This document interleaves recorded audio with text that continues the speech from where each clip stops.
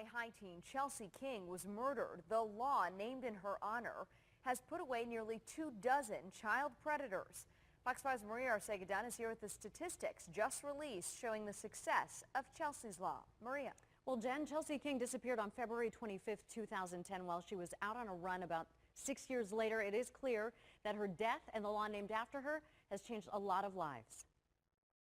17-year-old Chelsea King, a Poway High School senior, was raped and killed by convicted sex offender John Albert Gardner during a jog in 2010. Gardner, who was convicted of sexually molesting a 13-year-old neighbor, also killed 14-year-old Amber Dubois of Escondido in 2009. Now, 6 years later, a law named after Chelsea is helping to keep violent sex offenders in prison. California's Chelsea's Law, which has been in effect since 2010, increased penalties for violent sex offenders against minors.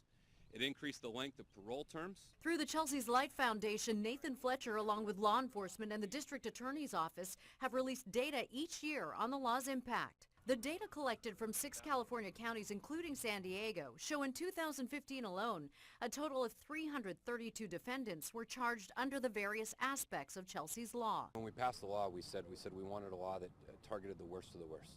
That you can't rehabilitate, you can't reoffend, and so we wanted that one strike life without the possibility of parole to make sure that John Gardners of the world who did it the first time would never get out again to do it a second time. And we passed that, and we see the number of people that have been charged under that 25 to life and life without the possibility of parole charge. Since 2011, when the law was enacted, 38 defendants have been charged with 25-year to life sentences. You're not going to stop the problem, but if you can find someone who starts at that young age with children and get some type of treatment, or even the 25 to life, if you have someone who you know this is an awful person who's going to recidivate, it's going to happen again, you know, that's where this tool comes in handy.